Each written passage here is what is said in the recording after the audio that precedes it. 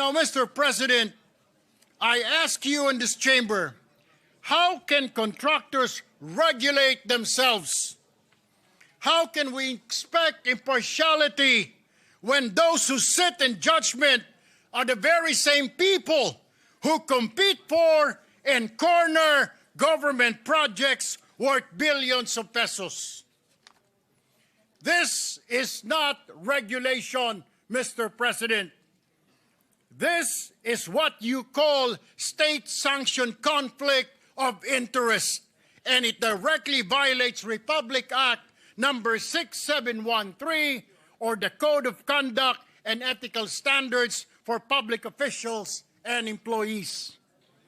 And true enough, Mr. President, reports are out that some board members, supposedly watchdogs of the industry, have themselves bagged massive flood control projects like Engineer Ernie Bagao, a pickup board member and owner of the EGB Construction Corporation.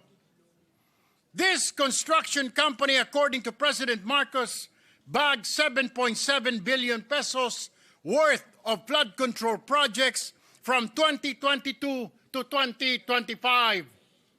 And these projects are not only tainted with allegations of overpricing and substandard work, but some are outright ghost projects. EGB Construction Corporation reportedly also owns Wow Builders, who is said to be behind several ghost projects in Bulacan, Mr. President. Ang isa pang opisyal na pick-up na si Engineer Arthur Escalante ay nabanggit din ni Senador Ping Lacson na nakakuha ng malalaking kontrata sa pamahalaan. Tell me, Mr. President, paano magiging patas ang isang board o ahensya kung ang mga miyembro nito, opisyales, ay sumasali at nananalo sa bilyong-bilyong kontrata ng gobyerno, lalo na sa mga flood control projects na ngayon ay nalulubog sa kontrobersiya, anomalya at katiwalian? PICAB is silent because how can they investigate themselves? How can they police their own ranks when the law itself did not explicitly prohibit its officials to stop its construction business? Mr. President, let's stop sugarcoating. This is corruption in broad daylight. Mr. President, this cannot go on. We have to ask ourselves, should contractors still dominate PICAB?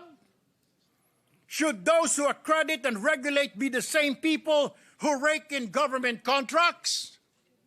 Should we impose a total ban on PICAB members and their companies from bidding in public works while in office with a strict cooling-off period after? It is for this reason that I filed Senate Bill number 1373, or an act strengthening the contractor's license law, further amending for the purpose Republic Act number 4566 and for other purposes.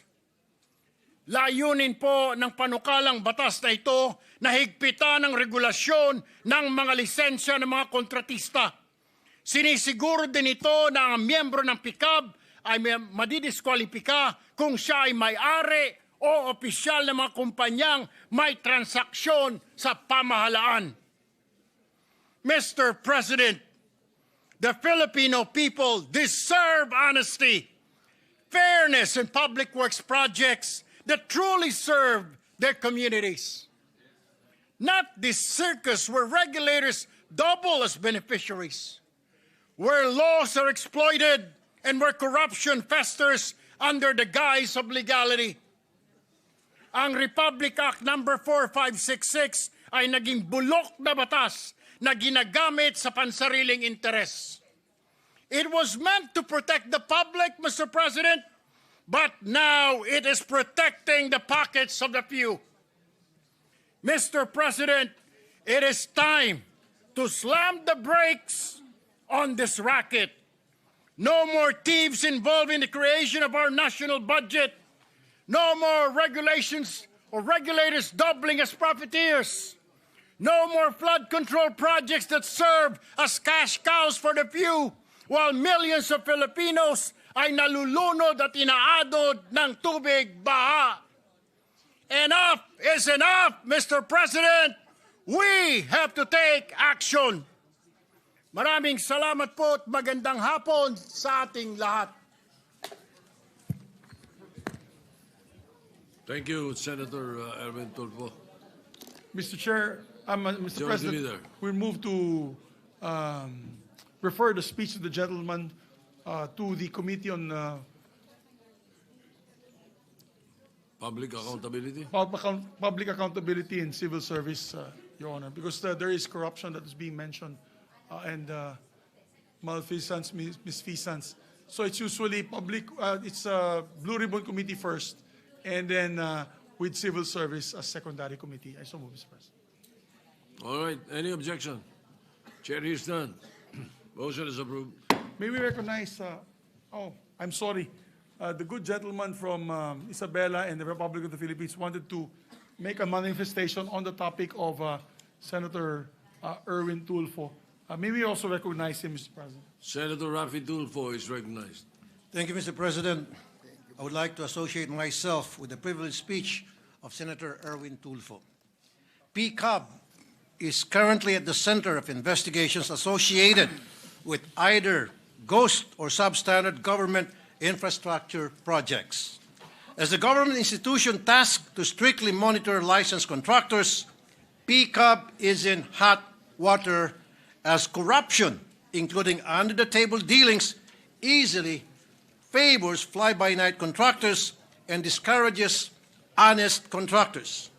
PCAB, together with its parent agency, the Construction Industry Authority of the Philippines, or CIAP, should be made accountable with this mess. Hindi po sapat ang resignation ng ilang opisyal ng PCAB upang ayusin ang problemang ito. There should be major reforms to improve the licensing and accreditation process.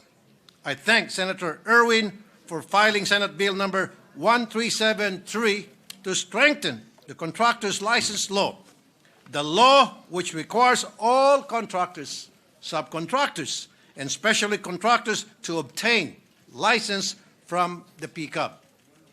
In line with this, Mr. President, is a gentleman from Palawan, Ilocos, and Davao willing to answer a few questions. Sure, Mr. President. But before You may proceed. Because Ilocos, my father is from Ilocos, my mom is from Davao, and he has a residence in Palawan. So, is that correct, Mr. President? That's true, Mr. President. Okay. Before my question, Mr. President, I just need to make some point here. During the last hearing sa Blue Ribbon, I called the attention of the leadership of PCAB.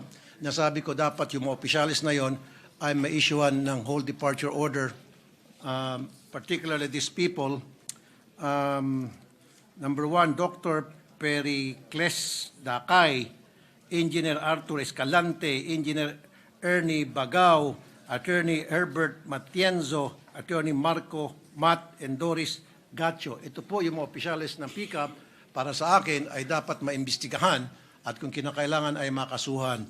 Bakit kanyo, Mr. President, I found out na prior to May 12, 2022, ang sinisingil na para sa licensing fee ng mga contractor na nag-a-apply para maging contractor was 100 pesos. Again, 100 pesos. Pero noong May 12, 2022, naging effective yung RA 11711, amending the contractor's license law from 100 pesos, ito ay dapat ang sinisingil na ay 5,000 pesos. Pero gayon pa man, tuloy-tuloy pa rin ang paniningil nitong mga taga-PCAB ng 100 pesos at sino-short change ang government ng 4,900. Ang tanong, saan na pupunta yung 4,900 pesos kada aplikante ng mga contractor? Kaya nag-issue ang Commission on Audit ng report at sinasabing sila ay short ng 258 million pesos. At nung kinausap ko sa nasabing hearing, ito mga taga-PCAB, ang sinabi nila kasi nag-issue sila ng IRR at pinoward kay Presidente bago raw mai-implement yung 5,000 na singil. And I told them, hindi, kasi wala doon sa procedure, sa provision, na dapat magkaroon ng IRR para makasingil ng 5,000, gawing it effective after may pass yung RA 1171, 711. Ang sabi ng Presidente, kasi yun daw ang sabi ng kanilang mga abogado. So sabi ko, yung mga abogado nila siguro ay kailangan na mag-resign dahil hindi nila alam kung ano yung pinanggagawa nila. But anyway, Mr. President, my question to Senator Erwin, ano po ay mga salient features ng SBN 1373? Marami po, Sen. Rafi, Mr. President, ang meron itong Republic Act, or not Republic Act, but SB 1373. Narito po ang ilan dito, ang reorganisasyon po ng PCAB na ang kanilang mga miyembro na 5, chairman plus 4 po na miyembro, ay dapat po mga representante mula sa DPWH, Securities and Exchange Commission, at contracting industry at saka academe or civil society. At alisin na po yung mga kontratista na mga nakaupo po doon. Isa pa po, mas stricto na qualification para sa mga miyembro. Dapat po ang miyembro nito ay natural-born Filipino, residente po ng 8 taon dito sa ating bayan, at least 35 years old, na may maganda pong moral character. Disqualification cannot be an owner po, officer or stockholder of a construction company with government transactions. Dapat po wala kung siya po ay may negosyo. If a conflict of interest arises during his tenure, the member must divest interest within 30 days, Mr. President. Isa pa pong feature nito ay ang fixed term of office. Ang chairman at ang mga miyembro ay magsisilbi po ng 3 taon at wala na pong reappointment. Enhanced powers of PCAB. PCAB can now investigate violations motu proprio on its own or upon verified complaints. Ang nangyayari po kasi ngayon, Mr. President, hindi sila nag-iimbestiga dahil paano nila iimbestigahan ang kanilang mga sarili, Mr. President? At panghuli po, stronger accountability of contractors. Prescripted period of filing charges extended to 10 years. Yung mga substandard at saka mga ghost projects, dapat po kahit na 10 taon na yan ay pwede pong kasuhan. Renewal after revocation of license may only be reissued upon proof, demonstrable financial and operating capacity, full satisfaction of losses, costs, and compliance with condition of revocation. Yan po ang mga salient features po ng naturang Senate bill. Mr. President. Mr. President, I'm looking forward na itong PCAB sa susunod na hearing, either Blue Ribbon o sa public accountability, ay mapatawag lalo itong mga opisyales nila nang sa gayon magsagawa tayo ng malalim na investigasyon hinggil sa mga kalokohan ng mga taong ito. Maraming salamat, Mr. President. Maraming salamat po, Mr. President. Thank you, Senator Rafi. Thank you. Majority Leader. May we recognize Senator Marcoleta, Mr. President. Senator Dante Marcoleta is recognized.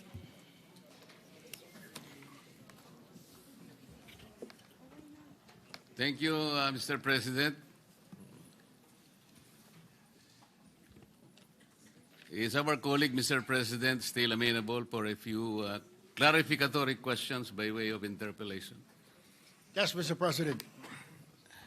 Mr. President, is our honorable colleague aware of the fact that the 15 contractors identified by the President of the Philippines in his initial report about the anomalous corruption in the flood control projects are not even members of the Philippine Contractors Association. Mr. President, yung si Attorney Ernie Bagao na mention po na may-ari ng EGB Construction ay isa po doon sa top 15 na ayon po sa listahan ng Pangulo ay nakakuha po ng 7.7 billion pesos. Siya po ay board member ng PICAB, Mr. President. Mr. President, I think our good colleague didn't get the question. Mr. President, is our colleague aware of the fact that the 15 contractors identified in these anomalous flood control projects are not even members of the Philippine Contractors Association? We will have to check on that, Mr. President. I don't have the list right now, but I can check it and probably give the copy to the gentleman from Pampanga. Mr. President, there is no need for that because this representation knows the fact that these 15 identified contractors are not members of the Philippine Contractors Associations. Why am I asking this question, Mr. President? The Philippine Contractors Association is the primary organization of the most reputable contractors in this country. And I'd like to provide the information that this particular association is singly responsible in the creation of the CIAP. This is the Construction Industry Authority of the Philippines. Before that, Mr. President, the construction is not considered as an industry. It is only a sector. At that time, there was a debate, a national debate, that it is contributory to the gross domestic product of our country. It being a sector, it was not recognized as an industry. But because of the Philippine Contractors Association, it espoused a national consciousness that it is a major industry, one that is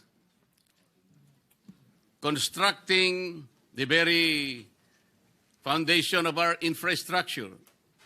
It is the one responsible to our skyline. Kaya ko po sinasabi ito, Mr. President, kailangan marinig din po sila. Hindi naman po kung halimbawa nakakita tayo ng ilang kamatis na bulok na nandun po sa isang tiklis, ay masisiraan na po yung buong figura ng construction industry in this country.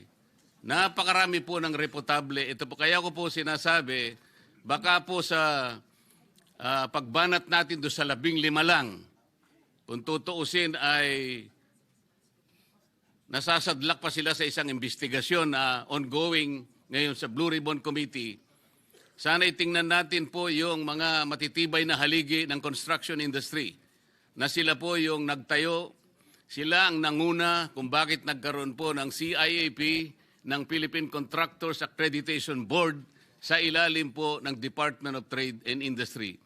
Kaya ko po sinasabi ito, Mr. President, bago pa po ako naging congressman. Ako po ay nagtrabaho sa isang federasyon ng mga contractors. Ang Philippine Contractors po ay isang matibay na haligi at kasama po sa tinatawag na International Federation of Asian and Western Pacific Contractors Association. Ang ibig po sabihin niyan, tayo po'y bahagi ng isang regional, even a global conglomerate of contractors. Sana po ay matingnan din natin yung paraan kung paano na-develop, kung paano naging bahagi ng ating ekonomiya ang Philippine Construction Accreditation Board sa ilalim ng pamamahala ng Construction Industry Authority of the Philippines na ngayon nga po ay nando na po na bahagi ng ating Department of Trade and Industry. Yun lamang po ang aking gustong sabihin by way of manifestation. Salamat, Senator Erwin, sa pagpapahayag mo ng bahaging ito na maaari nating mapag-usapan in terms of legislation. Salamat po. Maraming salamat, Mr. President. Pero I just want to clarify, Mr. President, that my privileged speech was not about the Contractors Association. It was rather centered on a bill that should amend the Philippine Contractors Accreditation Board, Mr. President, not specifically on the Contractors Association, but rather yung pong batas na ginawa pa noong Hunyo 19, 1965. Lumang-luma na po at parang hindi na po siya applicable to this day, Mr. President. So yun po yung nais ko pala pong sabihin sa aking pong privileged speech. Maraming salamat po, Mr. President. All right, thank you. Majority Leader. Thank you, Mr. President. Mr. President, I'd like to thank the good gentleman for his privileged speech, and I'd like to reiterate that we include as well the interpellation of Senator Raffy Tulfo and Senator Marcoleta to the referral of the measure or the speech to the Blue Ribbon and the Civil Service Committees. All right, hearing no objection, so referred. Mr. President, on the item today, we have one of the items of the agenda today is we have the sponsorship of a treaty. But before we do that, we need to have a reference of business. So I move for the reference of business, Mr. President, so that we can Yes, take up what the about the approval of the journal? Would you like to Yes, do that now? We move to approve the journal, Mr. President, and I so move. Any objection? Hearing none, the approval of the journal is approved. This is for the 20th session, Mr. President, Monday, Yes. September 15.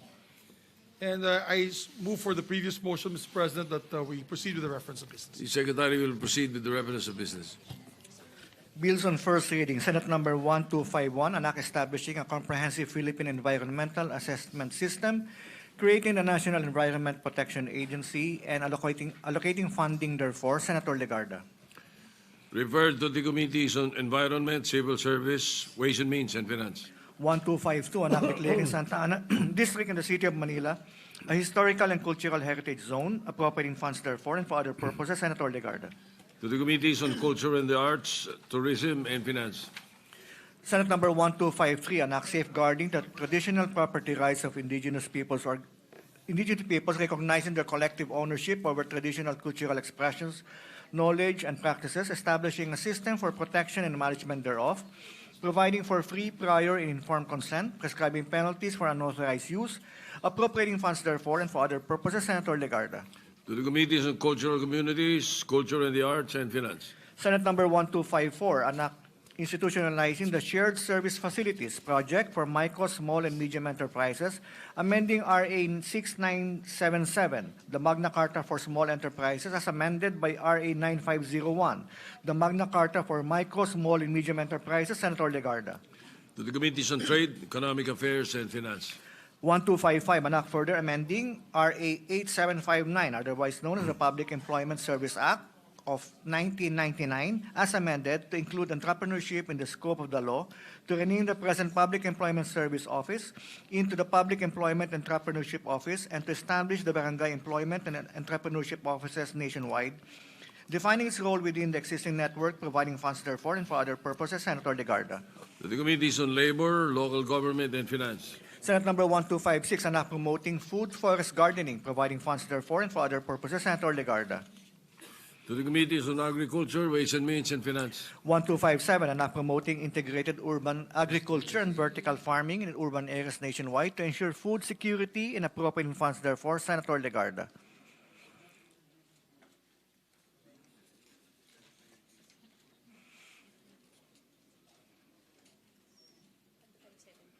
One.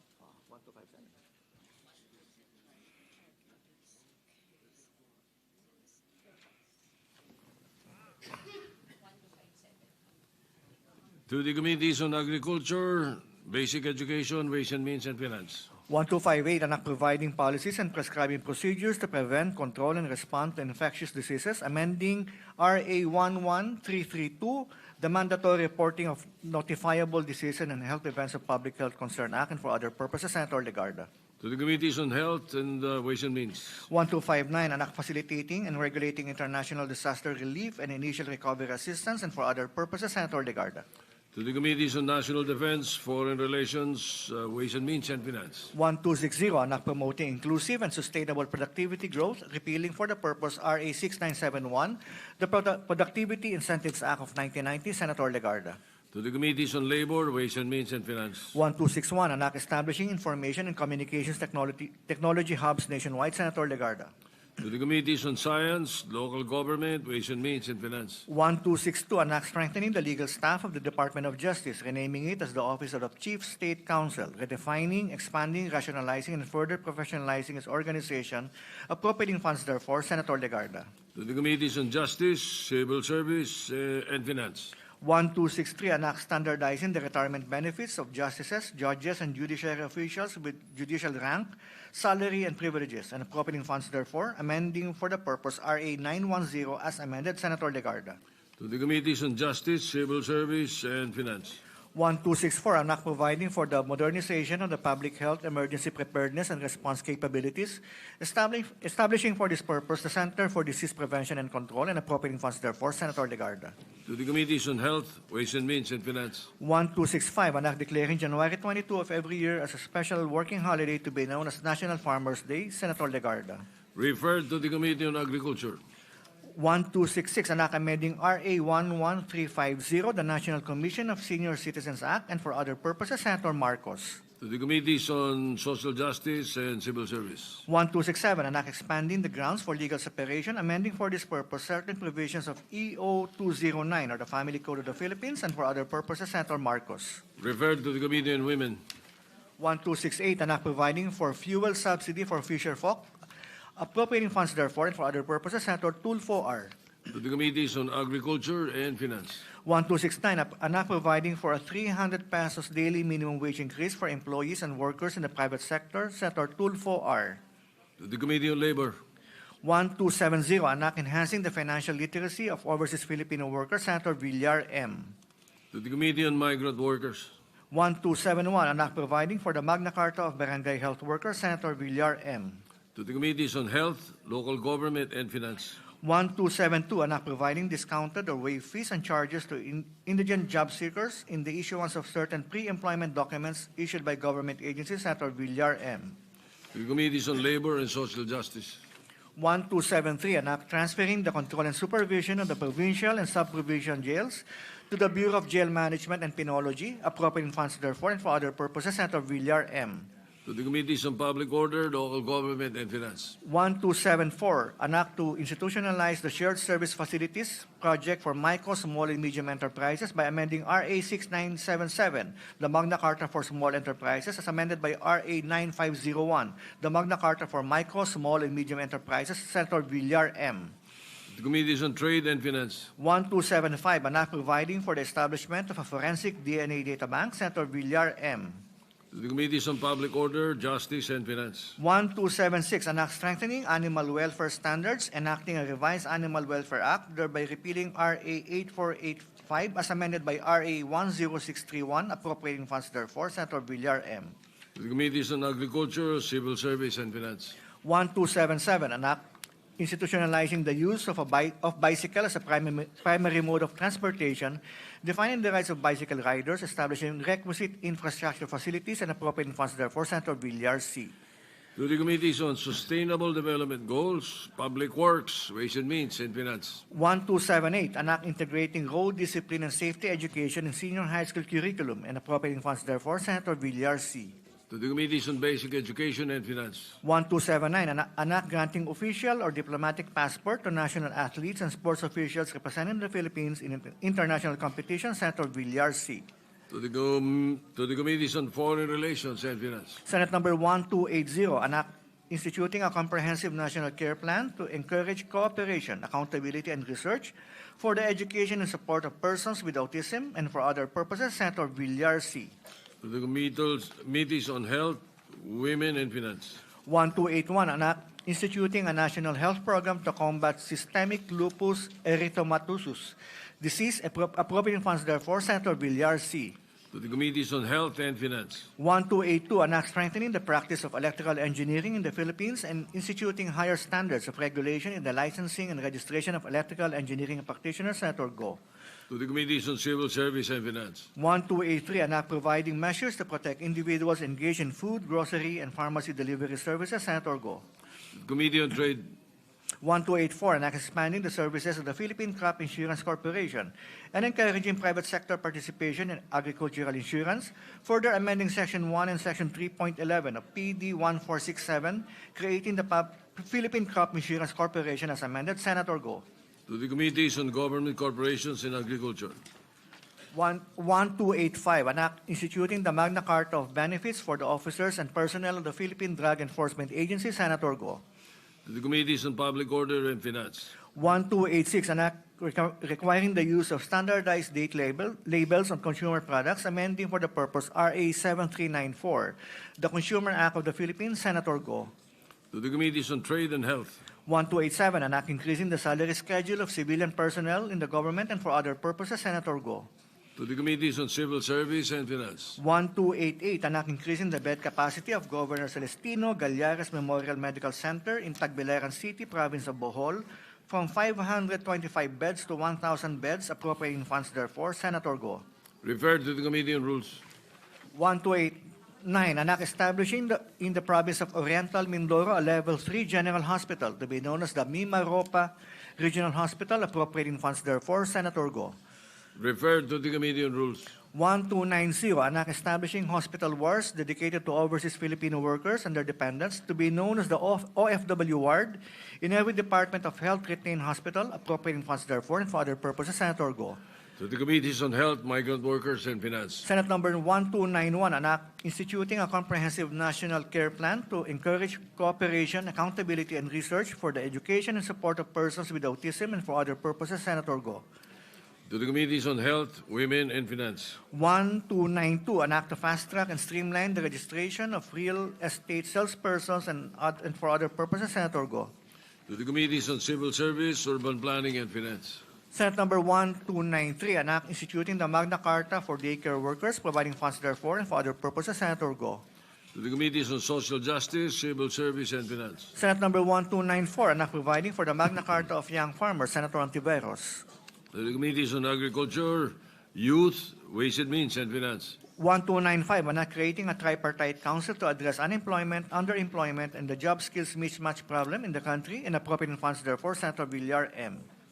To the Committees on Higher Education, Labor and Finance. 1296, an act mandating the submission of a tree planting plan as a requirement in the application for building and development permit, Senator Lapid. To the Committees on Environment and Local Government. 1297, an act restructuring the Philippine basic education system by abolishing the senior high school education, amending pertinent provisions of RA 10533, the Enhanced Basic Education Act of 2013, and for other purposes, Senator Padilla. To the Committees on Basic Education and Finance. Senate number 1298, an act promoting skills-based hiring in the private sector by requiring consideration of competency-focused recruitment practices for skills-oriented employment positions, Senator Padilla. To the Committees on Labor, Higher Education and Ways and Means. 1299, an act promoting transparency, accountability, and good governance by prohibiting members of Congress from intervening in the identification and budgeting of local infrastructure projects and for other purposes, Senator Padilla. Referred to the Committee on Finance. Senate number 1300, an act to promote holistic development in early education through the mandatory integration of practical life skills, values formation, and environmental awareness in the basic education program, appropriating funds for and for other purposes, Senator Padilla. To the Committees on Basic Education and Finance. There is additional reference to business. Additional reference to Business Committee Report. Committee Report number 1, prepared and submitted by the Committee on Foreign Relations on proposed Senate Resolution number 127, titled Resolution Concurring in the Agreement under the United Nations Convention on the Law of the Sea on the Conservation and Sustainable Use of Marine Biological Diversity of Areas Beyond National Jurisdiction. Recommending its approval without amendment, sponsor Senator Marcos. To the calendar for ordinary business. Majority Leader. Thank you, Mr. President. Mr. President, next on the list to give his privilege or avail of the privilege hour, we'd like to recognize a distinguished colleague from Isabela and Davao City, no other than Senator Raffy Tulfo. Senator Rafi Tulfo is recognized. Thank you, Mr. President. Distinguished colleagues, I speak before you today on a matter of personal and collective privilege. Last Friday, I was invited in a conference entitled Road Safety with the Experts. The event gathered stakeholders to share knowledge on road safety policy and practice. While I would not call myself an expert on road safety, as the chairperson of the Committee on Public Services, I saw that it is my duty to know everything about public safety on our roads. Let me share to you some concerns that I learned during the said event. Mr. President, my dear colleagues, it is very unfortunate that in the past years there is a rising trend when it comes to land transport accidents in our country. The Philippine Statistics Authority, or PSA, noted that the number of deaths due to land transport accidents rose to 13,125 in 2023, the highest recorded in over a decade.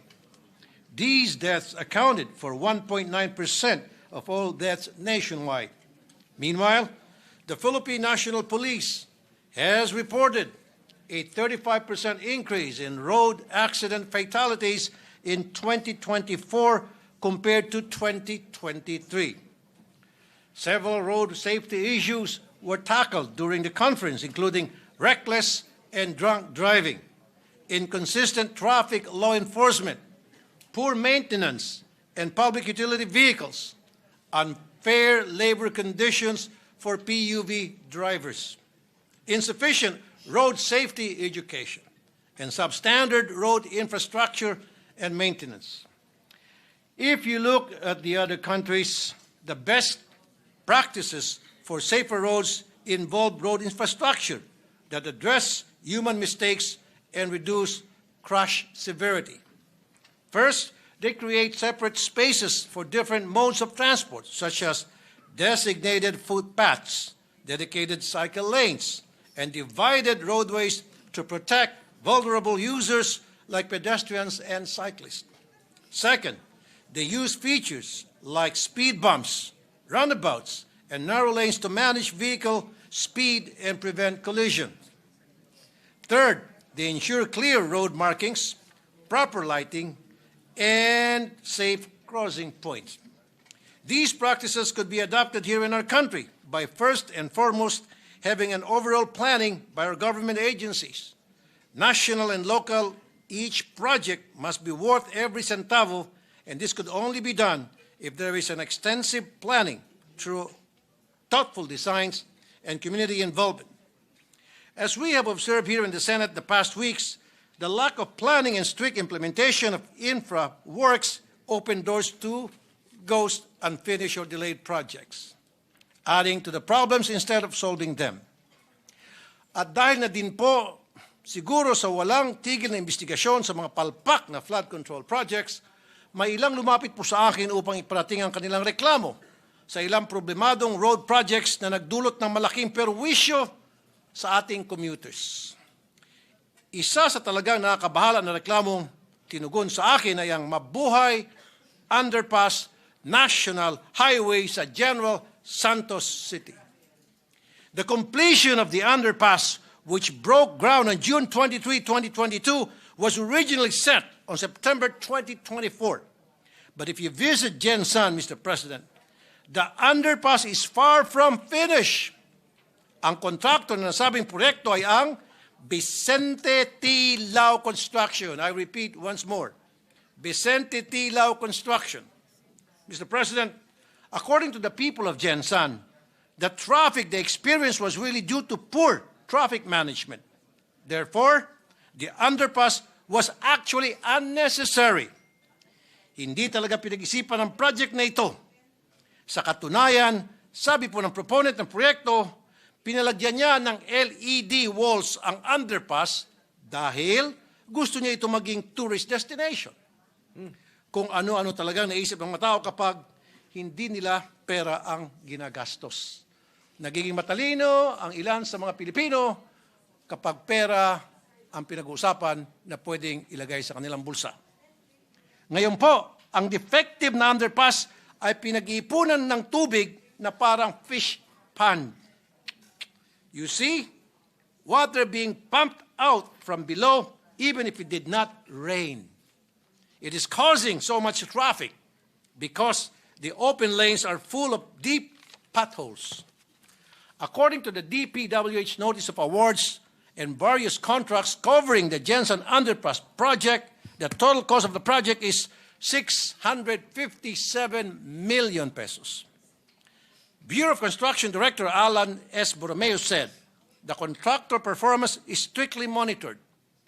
Pero bakit ang daming kapalpakan? First, the project at the BC junction of Mabuhay-Bulaong Road and the Digos-Macar National Highway was temporarily suspended on April 8 due to obstructions along the alignment for high-density polyethylene pipes. Second, unanticipated water seepage in the tunnel section that was not accounted for the original detailed engineering design also required plan revision. Third, delays were incurred in relocating effective electric posts within the project limits. Talagang hindi po pinag-isipan. This is more than just a delayed project. It has become an economic and social disaster.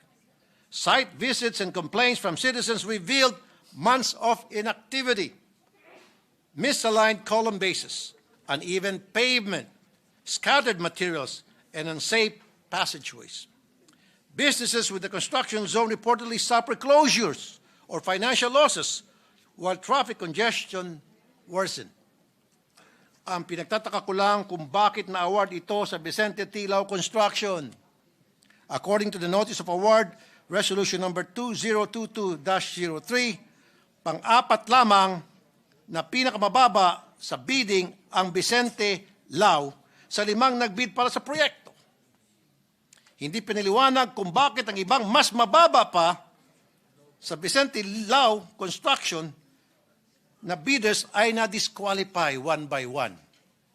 And lo and behold, yung pang-apat ang siyang nanalo, na-disqualify 1, 2, 3, and 5. Ang mas malala pa, ang nasabing contractor ay may 4 na ongoing project na may negative slippage, ibig sabihin delay. Pero binigay pa din ito sa nasabing contractor dahil di umano ang mga negative slippage ay hindi naman daw kasalanan ng contractor. Walang malinaw na paliwanag kung ano itong mga slippage na ito. Pero ang pag-award ng proyektong nagkakalaga ng 657 million pesos ay di na dapat binibigay sa mga ganitong kontraktor. Sino pumirma sa nasabing resolusyon? Sila po ay sina Edgardo Garces, OIC Assistant Director ng Bureau of Construction, Attorney Michael S. Villaranca, Director Human Resources Administrative Service, Ernesto Gregorio Jr., Director Bureau of Maintenance, Alex G. Bote, Director Public-Private Partnership Service, Aristetarco M. Duroy, Director Bureau of Construction, Wilfredo S. Malyari, Assistant Secretary for Regional Operations in NCR.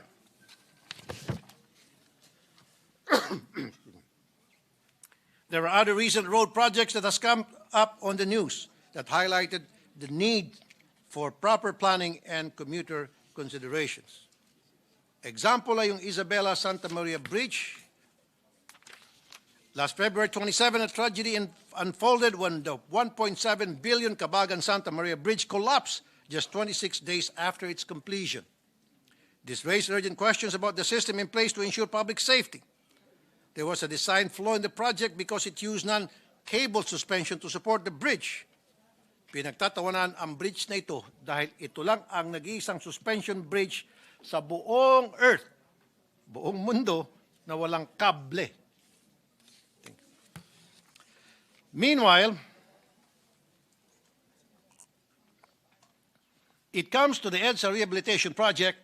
When it comes to the EDSA Rehabilitation Project, buti na lang po maagap na inapakan ng Pangulo ang preno sa EDSA Rehabilitation Project na yan. While we all know that EDSA is in dire need of improvement, the volume of traffic and the number of people that rely on these national roads is too high that the major construction needs thorough planning and preparation.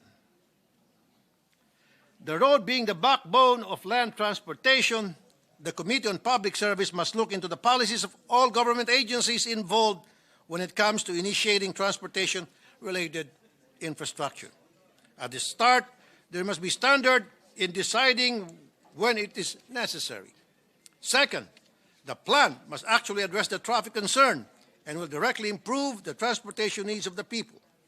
Third, the local government units and the community must be consulted regarding the possible effect of the construction to the delay or daily traffic situation. What alternative could be given to ease the congestion caused by the project? And finally, how can we ensure that these projects are done in a prompt and efficient manner?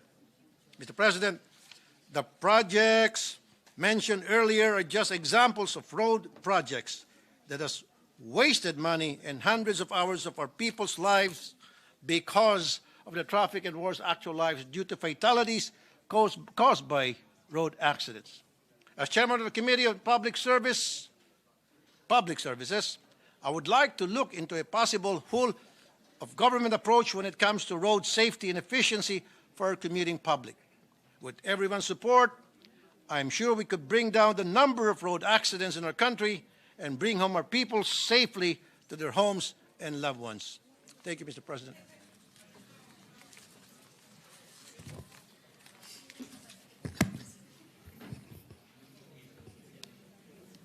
Thank you, Senator Rafi Tulfo. Thank you, Mr. President. The Majority Leader. Yes, Mr. President, may we refer the speech of our good colleague to the Committee on Public Services, Mr. President. So referred to the Committee on Public Services. Mr. President, I'd just like to recognize with us, we're happy to have with us the former governor and now Congresswoman of Llano del Norte, no other than Congresswoman Anguing Dimaporo, Mr. President. You see, Congresswoman Anguing Dimaporo is welcome. Welcome to the... She's with us, Mr. President. Yes, Thank welcome you. to the Senate. I almost didn't recognize her. She has a new haircut. That's why. Oh yeah, she looks about 20 years younger. Yes, absolutely. Absolutely. Thank you, Mr. President. Mr. President, our distinguished colleague. She's married to Bobby. Yes. Oh, Tito Bobby is Dimaporo. the son of my brother, The old man Ali. Ali Dimaporo. That's correct, Mr. President. Mr. President, our distinguished colleague from Nueva Ecija, Camarines Norte, and Republic of the Philippines, Senator Robin Hood Padilla, would like to seek the floor just to give a manifestation, Mr. President. Quick manifestation. Senator Robin Padilla is recognized. Maraming salamat po, Ginoong Pangulo, at sa ating pinunong mayorya. Assalamualaikum warahmatullahi wabarakatuh.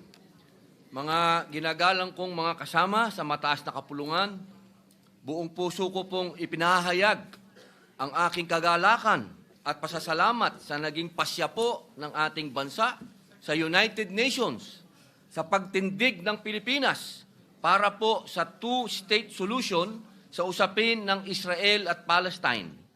Para itong sinag ng liwanag na dumaan sa makapal na ulap ng digmaan. Minsan pa, pinatunayan ng Pilipinas ang tibay ng kanyang paninindigan. Simula pa po noong 1947, nang tayo po ay bumoto sa Partition Plan for Palestine. Malinaw na ang ating paninindigan, kapayapaan at pagkilala sa karapatan ng dalawang mamamayan.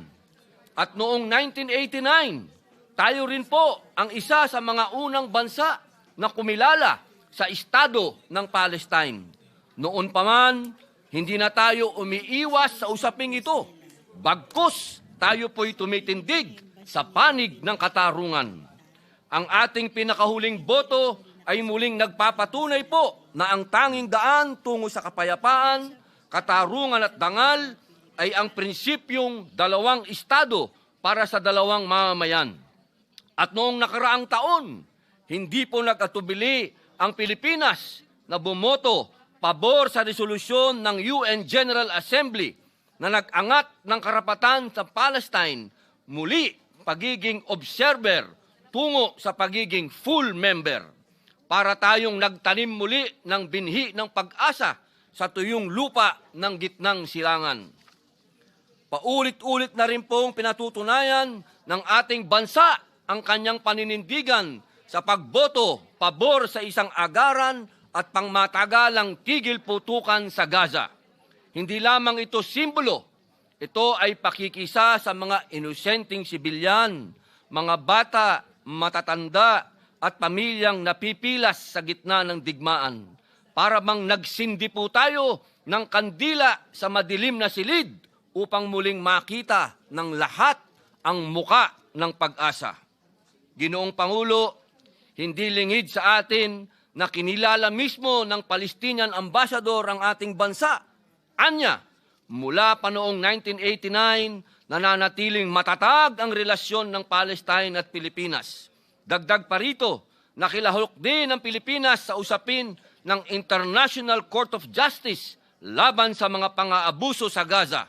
Patunay na hindi lamang tayo tumitindig sa salita, kundi pati sa gawa. Kaya naman, marapat lamang natin purihin ang Pilipinas. Ang ating delegasyon ay nananatiling tapat sa diwa ng dialogo, ng negosasyon at ng batas internasyonal. Huwag natin kalimutan, sa bawat boto natin, dinadala natin ang tinig ng sambayanang Pilipino. Isang tinig na laging may baon ng pag-asa na matapos ang pagdurusa at dumating ang tunay na pangmatagalang kapayapaan. Ginoong Pangulo, sa harapan ng magulong mundo, nananatiling buo ang paninindigan ng Pilipinas para sa kapayapaan, para sa katarungan at para sa dalawang estado, para sa dalawang mamamayan. Sapagkat tulad ng dalawang kamay, mas matibay ang pagkakapit kapag magkakasama. Maraming salamat po, Ginoong Pangulo. Thank you, Senator Robin Padilla. Majority Leader. Gusto mo ba i-refer sa committee mo? Oo. Thank you very much, Mr. President. Yes. We'd like to thank the good gentleman for his manifestation. And now with that, Mr. President, if the good sponsor of... Yes, for a minute suspension, Mr. President. Yes, Senate, the session is suspended.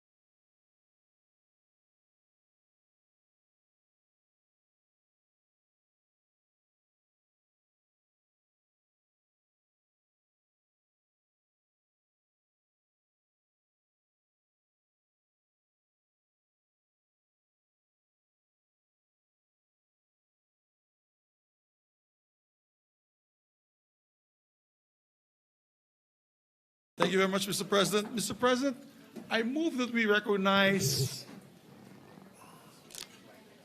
our distinguished chairperson of the Committee on Foreign Relations, Senator Amy. My apologies, Mr. President. I move that we transfer the calendar of ordinary business to the calendar of special orders. Committee Report Number 1 on proposed Senate Resolution 127. This is the resolution concurring in the agreement in the biological diversity of areas beyond national jurisdiction. I so move, Mr. President. Any objections? Chair hears none. The committee report is hereby transferred. Mr. President, I move that we consider proposed Senate Resolution Number 127 under Committee Report Number 1. I so move, Mr. President. Any objection? Hearing none, consideration is in order. Mr. President, now I'd like to recognize our distinguished birthday boy, the Secretary of the Senate, Secretary Ray Bantug, Mr. President. Secretary is recognized. Resolution concurring in the agreement under the United Nations Convention on the Law of the Sea on the conservation and sustainable use of marine biological diversity of areas beyond national jurisdiction. Mr. President, I'd like to recognize the distinguished sponsor of the measure, our chairperson of the Committee on Foreign Relations, no other than Senator Amy Marcos. Yes, Senator Amy Marcos is recognized to sponsor the measure. thank you very much, Mr. President, Majority Leader. Tulad ng isang mangingisda, ako po ay tumitindig na may simpleng adhikain, maitawid ang panukalang ito. Bitbit ang lampara, ang maliit na tanglaw ng pag-asa, dala ang lambat ng pangangatwiran na umaasang makakuha ng suporta at higit sa lahat, ako ay lula ng isang bangka. Bangkang tinatawag nating committee chairmanship na inaalog at hinahampas ng malalaking alon ng politika. Ngunit hindi bale na yun. Kahit pa mapanganib na itaob ang aking bangka sa gitna ng lawat o di naman ng kaya, may mang-aagaw ng aking aanihin sa pakikipagsapalarang ito, hindi bale na gayunpaman tulad ng isang mangingisdang Pilipino, papalaot tayo, magtatrabaho na lang at uuwing may huli para sa bayan. At hindi ba't nakakalungkot na bukod sa katotohanan tayo ay napapaligiran ng mga anyong tubig, hindi natin napapakinabangan ang likas na yaman nito. At kung gaano kayaman ng karagatan, ay gano'n na lang din ang kahirapan ng mga mangingisdang Pilipino. Biktima na nga ng daluyong, alon, mapanganib na panahon, hindi nalalaman kung paano nila responsableng mapakikinabangan ang likas na yaman, matagal nang nakalaan para sa kanila, para sa ating dito sa Pilipinas. Today, Mr. President and my dear colleagues, I submit to our Chamber Committee Report Number 1, sponsoring Senate Resolution Number 127, the resolution concurring in the ratification of the agreement under the United Nations Convention on the Law of the Sea on the conservation and the sustainable use of marine biological diversity of areas beyond national jurisdiction. This agreement, better known as Biodiversity Beyond National Jurisdiction, or BBNJ Agreement, is the first treaty to protect the world's high seas and the third agreement intended to implement the United Nations Convention on the Law of the Seas, or UNCLOS. After almost 2 decades of negotiation, the international community in 2023 finally adopted a legally binding framework to protect and sustainably manage marine diversity in areas that lie beyond their national jurisdiction. Note, this is neither the nation's contiguous waters nor their exclusive economic zones, but rather those vast high seas and deep sea areas that cover nearly 2/3 of the planet. For the Philippine archipelago straddles not merely the much controverted China Sea, our West Philippine Sea, but also the vastness of the Great Pacific Ocean on our eastern seaboard. The BBNJ joins the ranks of 2 earlier landmark agreements. First, the agreement addressing the exploration and exploitation of mineral resources in the international seabed, and second, UN Fish Stocks Agreement, providing for the management of straddling and migratory fish stocks. The BBNJ stands on 4 main pillars of activity. First, it covers marine genetic resources, ensuring that all scientific data, including digital sequencing and DNA information, as well as the financial gains derived from these marine genetic resources, are to be shared fairly and equitably among states. The Philippines, with our very scarce research funding, will thus gain access to the latest and most comprehensive marine databases, advanced oceanographic technology, as well as gain open access to the research institutions of developed countries, in addition to those of our neighbors with comparable conditions to the Philippines. Kung may kumakalap o gumagamit ng DNA o genetic material, pantay-pantay ang hatian ng benepisyo sa ilalim ng BBNJ. Walang monopolyo sa dagat, walang gahaman, walang iwanan. The second pillar of this treaty concerns area-based management tools, including marine protected areas, a topic that caused much consternation following China's announcement last week that it was setting up a 3,500-hectare nature reserve in Huangyan Island. Now, note that this is our Scarborough Shoal. Since proposals will, through the BBNJ, be subjected to both scientific review and wide consultation among signatories and their own stakeholders, not merely government, but scientists, IPs, local coastal communities, the BBNJ will provide another platform for the Philippines to be heard, and yes, to push back diplomatically, legally, against those who are incursing into our shores and our maritime territories. Necessarily, marine protected areas will also provide an experimental training ground for Filipino biologists, oceanographers, and fishermen to upskill our country to international standards. Thirdly, this treaty will require environmental impact assessments, or EIAs, for activities, even in waters under a state's jurisdiction or control that may nevertheless affect high seas or the deep seabed. For example, it will prevent and vow to mitigate the impact of exploitation of marine genetic resources, gas exploration underwater, submarine cables, or other activities with transboundary effects. Public notification, consultation of concerned governments, private sector, and even IPs will be undertaken in addition to preparing publicly available reports.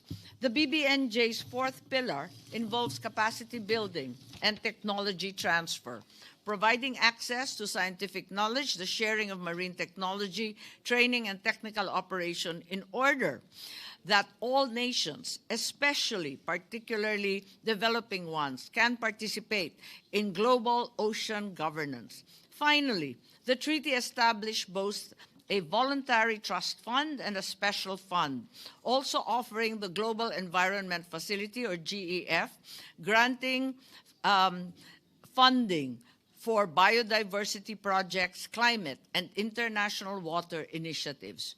Maliit man tayong bansa, mahigit 1,115,015 Pilipinong umaasa lamang sa pangingisda. Sila at pinakadukha nating mga kababayan. 27.4% sa kanila ay nananatili pa rin sa ilalim ng poverty line. Sana'y mabiyayaan sa wakas ang mandaragat na maliliit. At ang agos ng pondo mula sa Global Environmental Facility o GEF, itong mga bagong voluntary trust fund at special fund ay sa wakas umabot na rin sa kanila. Access to international funding will provide Filipino fisherfolk with retraining, fresh capital, and new technology, as well as direct employment. Marine diversity projects in the Philippines will not only protect the sustainability of their livelihoods, but more importantly, make us true stewards of the ocean's resources for generations to come. At last, Filipino scientists and students will gain access to digital sequence information and state-of-the-art marine technology, all critical for innovations in medicine, biotech, cosmetics, and agriculture, enabling the discovery of new drugs, vaccines, and bio-based products. The Philippines was among the first signatories of the BBNJ in 2023. Let us hurry today to join the first 60 signatories who will determine, upon the immediate convening of the Conference of Parties, the policies, rules, guidelines, and even the appointment of officials who will implement the BBNJ. Tunay ng tayo ngayon ay nalukuban ng isang malakas na bagyo. Madilim ang kalangitan ng ating bansa.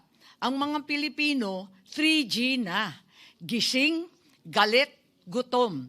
Gising na sa katiwalian, galit sa buwaya, gutom sa hustisya.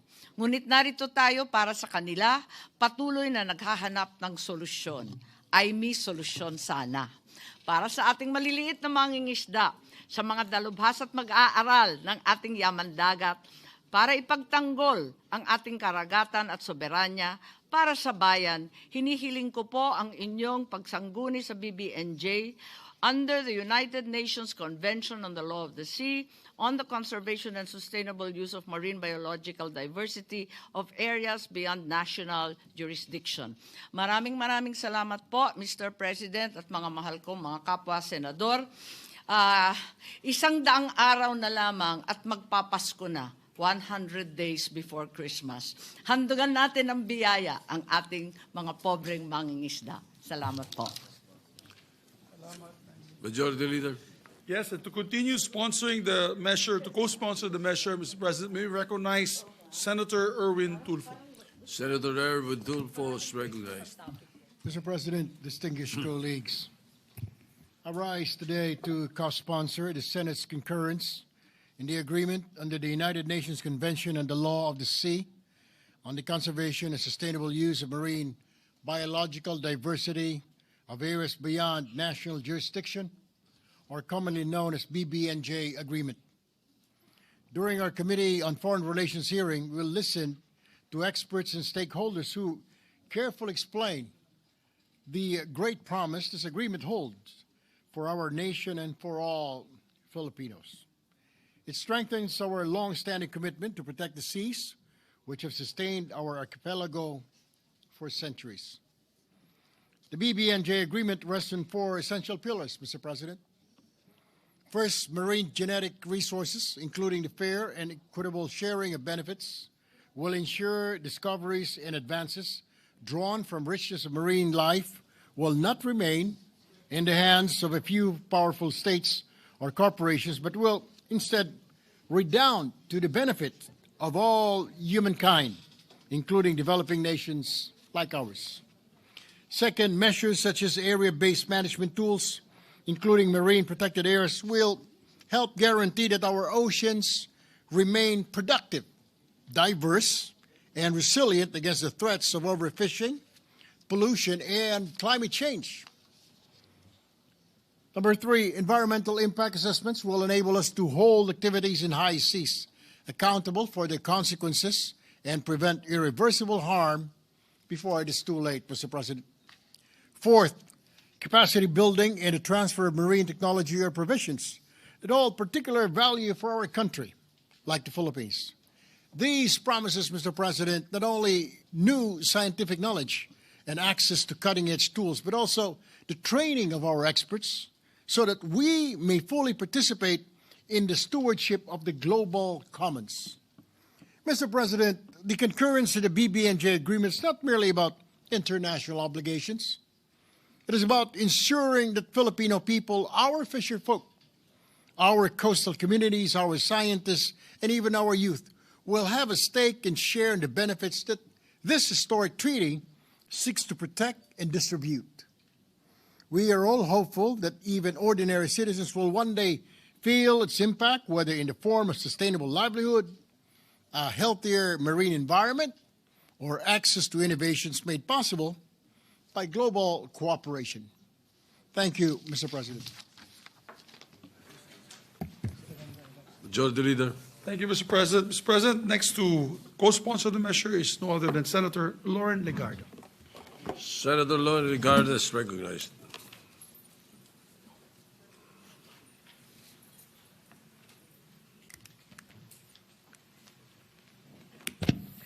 Thank you, Mr. President. At the outset, I'd like to thank the chairman of the Foreign Relations Committee, Senator Amy Marcos, for hearing this and realizing the importance of concurring in its ratification within the month of September. So with their permission, I would like to co-sponsor the measure. The areas beyond national jurisdiction, or the high seas, cover half of our planet's surface and comprise 2/3 of the global ocean. These boundless waters are inseparably tied to the health of all seas, including our own coasts. Once dismissed as barren, the high seas are now recognized as one of the greatest reservoirs of biodiversity on Earth. They are a treasure trove of marine life, sustain livelihoods, secure our food supply, and anchor the balance of life itself. Migratory giants such as whales, tunas, and sharks traverse these waters, while other species thrive entirely in the depths, living and breeding along submerged mountain ranges. These ecosystems, some as ancient as time itself, hold secrets that could yield life-saving medicines and deepen our understanding of the Earth's biodiversity. And yet, while humankind has walked on the moon, only a fraction of the deep seabed has been explored. Millions of species remain undiscovered. Their existence and perhaps their cures for humanity's gravest illnesses hidden in the deep. The high seas are also our biggest ally against climate change, from the smallest plankton to vast carbon stores in our seabeds. These waters regulate the Earth's climate, an economic worth estimated at up to $222 billion each year. Yet tragically, they remain the least protected area on our planet. For an archipelagic state like the Philippines, the stakes could not be higher. The decline of ocean health impacts our coastal communities, threatening livelihoods, food security, and resilience. Becoming a party to the BBNJ agreement will bring profound benefits to our nation. It will safeguard our migratory fish vital to our fisheries, ensuring recovery and replenishment for future generations. It will also empower our marine scientists, opening pathways to advanced tools, modern research expeditions, and global collaboration. Through capacity building and technology transfer, the Philippines can become a regional hub of marine science, capable of exploring our deep-sea frontiers, protecting our national heritage, and contributing to humanity's shared stewardship of our seas. But beyond science and economy, this agreement is about principle. It is an affirmation of a rules-based international order governed by the UNCLOS as the Constitution of the Oceans. While it does not directly address maritime boundary disputes, the BBNJ agreement reinforces the legitimacy of the dispute settlement regime under UNCLOS, including our 2016 South China Sea Arbitral Award won by the Philippines. Colleagues, this is a once-in-a-generation opportunity to shape the governance of the high seas. For more than 2 decades, the Philippines has been engaged in this treaty process, advocating not only for its national interest, but for humanity's collective aspiration to preserve and protect the marine environment.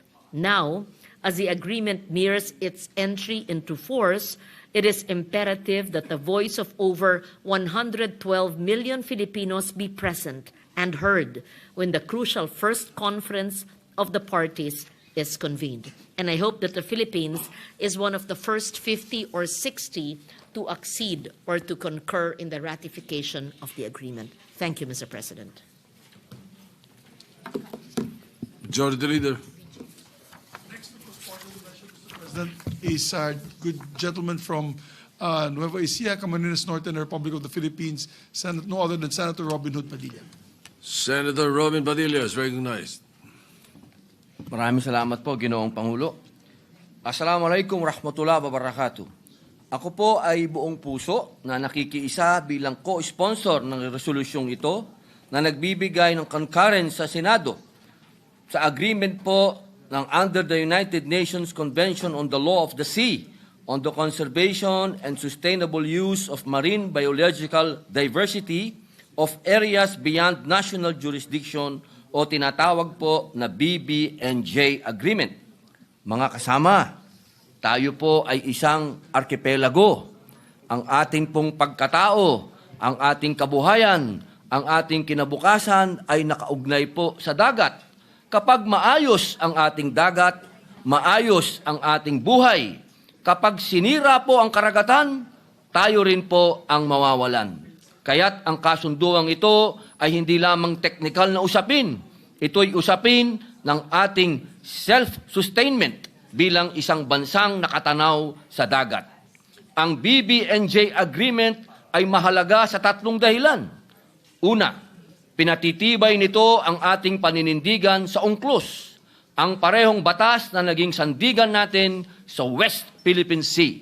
Sa pamamagitan ng kasunduang ito, muling ipinapakita ng Pilipinas na tayo po ay naninindigan para sa rule of law sa karagatan. Ikalawa, ipinagtatanggol po nito ang ating yamang dagat, kasama sa kasunduan ang makatarungang pagbabahagi ng benepisyo mula sa marine genetic resources, pagtatag ng marine protected areas, at masusing environmental impact assessments. Ito'y malinaw na depensa laban sa pang-aabuso at pagsasamantala sa ating karagatan. Ikatlo, binibigyan nito ng kakayahan ang mga bansang tulad ng Pilipinas, ang mga bansang umaasa sa dagat na magkaroon ng kapasidad at teknolohiyang pangangalaga sa ating yamang dagat. Hindi po tayo maiiwan. May bahagi tayo, may tinig tayo, may lakas tayo. Ginoong Pangulo, para itong ating pamana po sa susunod na henerasyon. Ang pagpirma natin dito ay paglalagay ng bantayog na nasagsasabing ang karagatan ay buhay at ito'y ating ipaglalaban at pangangalagaan. Kaya't buong puso ko pong sinusuportahan ang resolusyong ito. Sa pamamagitan ng concurrence ng Senado, ipinapakita ng Pilipinas na tayo ay handang makiisa sa mundo para ipagtanggol ang mga karagatan at handang ipaglaban ang ating sariling karapatan at soberenya. Maraming salamat po. Majority Leader. Thank you, Mr. President. Mr. President, no other member wishes to sponsor the measure. I move that we suspend consideration of. I'm sorry. May I ask for a minute suspension, Mr. President? All right, 1 minute suspension.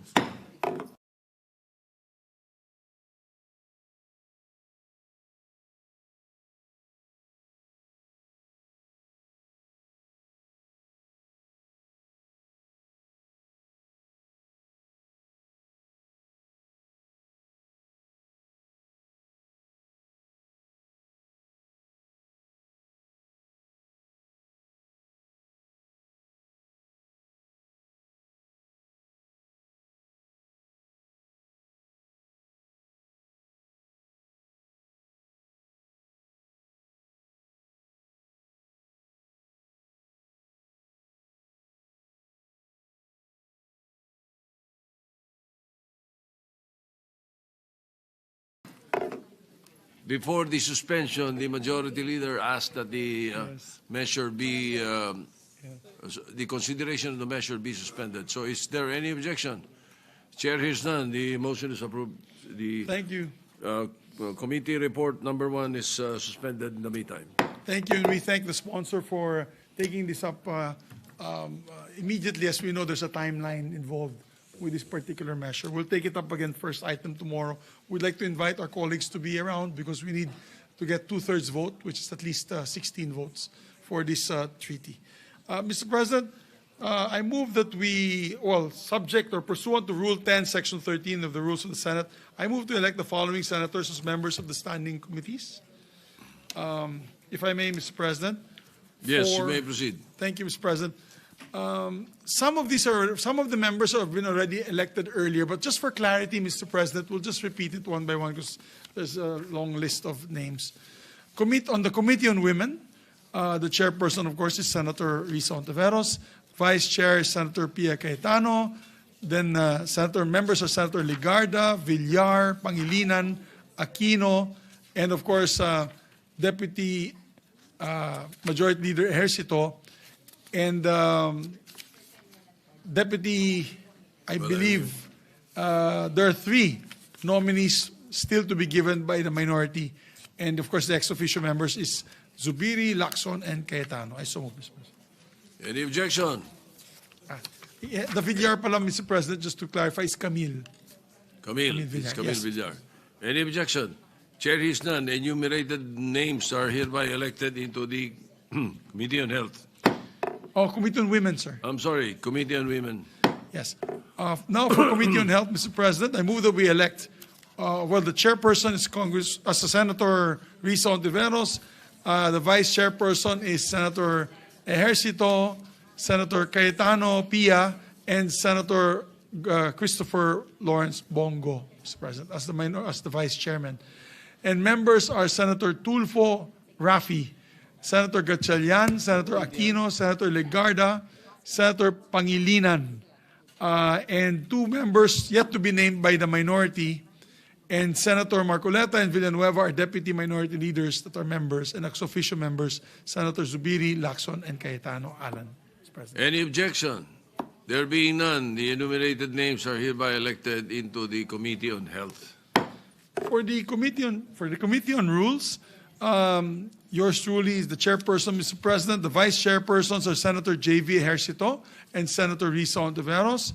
And members of the majority side is Senator Gatchalian, Senator Pangilinan, Senator Erwin Tulfo, and we'll still await the members of the minority, Mr. President, with, of course, the Deputy Minority Leader, Senator Joel Villanueva, being a regular member, and the ex-officio members, Mr. President. Any objection? Chair hears none. The enumerated names are hereby elected into the Committee on Rules. On the Committee on Accountability of Public Officers Investigations to the Blue Ribbon Committee, as already elected, the chairperson is Senator Panfilo Lacson. The vice chairperson is Senator Erwin Tulfo. The 2 deputy majority leaders, for the record, Senator J.V. Ejercito, Senator Risa Ontiveros. And the members are Senator Bam Aquino, Senator Gatchalian, Senator Lapid, Senator Pangilinan, Senator Rafi Tulfo, Senator Legarda, Senator Pia Cayetano, Senator Mark Villar, and for the minority, Senator Christopher Go, Senator Marcoleta, Senator Estrada, Senator Marcos, and Senator De La Rosa, with the Deputy Leader, Majority Leader Senator Joel Villanueva, and the 3 ex-officio members. Any objection? Chair hears none. Enumerated names are hereby elected into the Committee on Accountability of Public Officers Investigations. Mr. President, I'd like to move to elect the members of the Committee on Basic Education. We have the chairperson, Senator Bam Aquino, the vice chairperson, Senator Win Gatchalian, Senator Rafi Tulfo, and the 2 deputy majority leaders, Senator J.V. Ejercito, Senator Risa Ontiveros, and the members on the part of the majority, Senator Pia Cayetano, Senator Lito Lapid, Senator Legarda, Senator Pangilinan. We are still awaiting for the 5 members of the minority, Mr. President, but we have the Deputy Minority Leader, Senator Joel Villanueva, and the 3 ex-officio members as members. Any objection? Chair hears none. The enumerated names are elected into the Committee on Basic Education. Cooperative, wala ka pang member. Cops. Wala ka member. Ay, tama. Sorry. Yeah, my apologies. Mr. President, I move that we elect the chairperson on the Committee on Cooperatives. It's headed by Senator Lito Lapid, Vice Chairperson Senator Marcos, and Senator Hontiveros. The Deputy Majority Leader, Senator J.V. Ejercito, and Senator Risa Ontiveros. The members of the majority, Mr. President, Senator Bam Aquino, Senator Pia Cayetano, Senator Gatchalian, and Senator Pangilinan. We're still waiting for the other members of the minority from the chairperson. Right. And of course, the ex-officio members are mentioned as well. Any objection? Hearing none. Enumerated names are hereby elected into the Committee on Cooperatives. For the Committee on Foreign Relations, I move to elect, of course, we already elected the Senator Amy Marcos as the chairperson.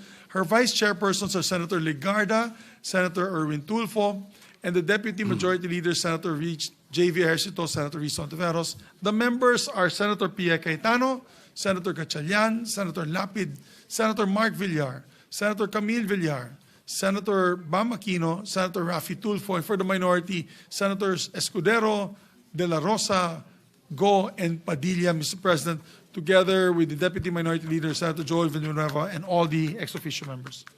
Any objection? Hearing none, enumerated names are hereby elected into the Committee on Foreign Relations. Mr. President, may I also move to elect the members of the Committee on Public Services. For chairperson, Senator Rafi Tulfo, and the vice chairperson, Senator Ejercito, Senator Gatchalian. We have the two deputy majority leaders, of course, already mentioned, Senator Ejercito, Senator Risa Ontiveros. We have also the members, Senator Bam Aquino, Senator Lauren Legarda, Senator Kiko Pangilinan, Senator Mark Villar, and for the minority, Senator Go, Senator Estrada, Senator De La Rosa, and Senator Marcoleta, together with the Deputy Minority Leader, Senator Joel Villanueva, and the three ex-officio members. Any objection? Hearing none, the enumerated names are hereby elected into the Committee on Public Services.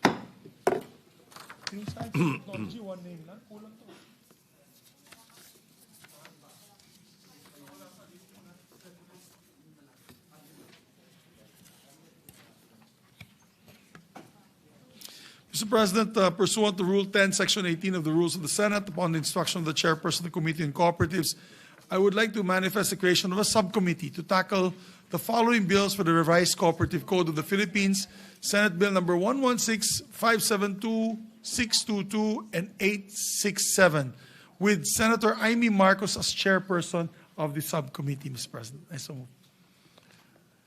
Any objection? Chair hears none. The subcommittee is hereby created as manifested by the Majority Leader. Thank you, Mr. President. And additional, this is a designation of additional vice chairperson for the Committee on Finance. Wala yung science. So pursuant, Mr. President, to Rule 10, Section 18 of the Rules of the Senate, and upon instruction of the chairperson of the Committee on Finance, Senator Sherwin Gatchalian, I manifest the designation of Senator Mark Villar as an additional vice chairperson of the said committee. I so move, Mr. President. Any objection? Hearing none, the motion is approved. Yes, Mr. President, the Science and Technology Committee, we're still awaiting for the additional members. May I ask for a minute suspension, Mr. President? Session suspended.